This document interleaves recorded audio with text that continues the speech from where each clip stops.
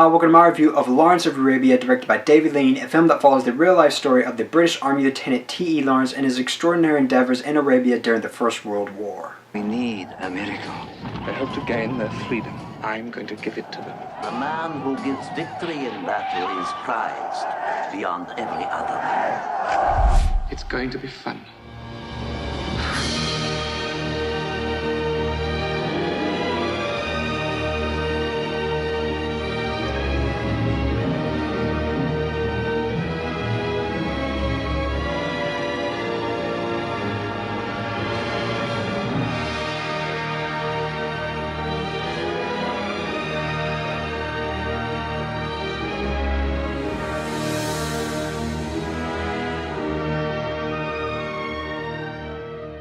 Lawrence of Arabia is a film that came out in 1962 and is widely considered to be one of the greatest films in the history of cinema. It was nominated for 10 Oscars and managed to take home 7 of those. So to say that this film has a ton of hype surrounding it would probably be an understatement. However, I'm proud to report back and say that I am a believer. However, I will admit, I wasn't always. I saw Lawrence of Arabia for the first time back in November when the Blu-ray came out. After hearing the incredible praise this film had received, I gave in and bought Lawrence of Arabia on a blind buy. When I finally sat down and watched it, I loved everything on a technical level, but aside from that, I really didn't find the movie all too enthralling. And before seeing the film, I heard a lot of people praise the dialogue, but as I was watching it, I really couldn't see why. Personally, during my first viewing, I found the dialogue to be a bit stale and oddly delivered in certain areas. Overall, I didn't have the greatest experience while watching this film, and it didn't help that I was a bit restless while watching the film.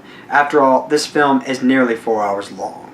However, as I was saying earlier, I'm glad I gave this wonderful classic another chance. Lawrence of Arabia was made before CGI, so there are more than just a handful of scenes that are just incredible to look at. There are many scenes in the film that consist of hundreds of real extras filling up the screen, whether that be from people riding camels in the desert to hundreds of soldiers fighting one another. It's something worth marveling at. Another great set piece, which is my personal favorite, features a train being derailed. For the lack of a better word, the scene is just awesome. Unfortunately, today, most set pieces like the ones that are in Lawrence of Arabia are CG'd in, so it's always nice to see a film that's doing it in an organic way. And by doing it this way, it just brings a sense of authenticity that you just can't get with CG. Lawrence of Arabia stars Peter O'Toole, who was nominated for an Oscar for a spectacular performance as T.E. Lawrence. Lawrence is a very smart and colorful character, and throughout the film he goes through a lot of character development, and Peter O'Toole does a great job at portraying this fascinating person. And although I'm not familiar with the nominees of the year, I also think it's a bit of a shame that Peter O'Toole didn't score an Oscar for his brilliant performance. Alec Guinness also makes an appearance as Prince Faisal.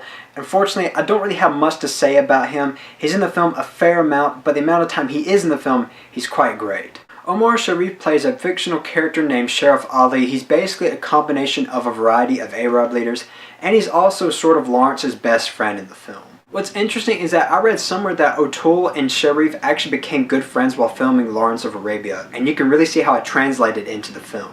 One of the greatest things about Lawrence of Arabia is its gorgeous cinematography, and although it still has that old look, it still looks outstanding and manages to look far better than the majority of films that come out today. And it doesn't hurt either when the film was shot on 65mm, which to me gives off a somewhat natural 3D look. The only issues I have with Lawrence of Arabia are primarily in its sound. There are 2 characters in the film whose lines were dubbed, or at least sounded and looked that way.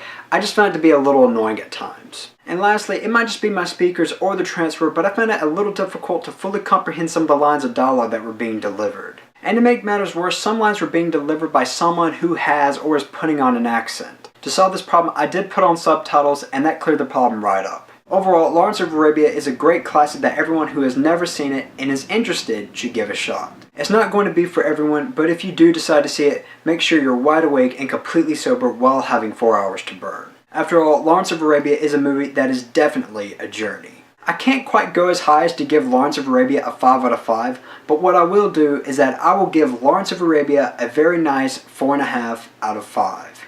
I'm Colin Kirkland, and thanks for watching.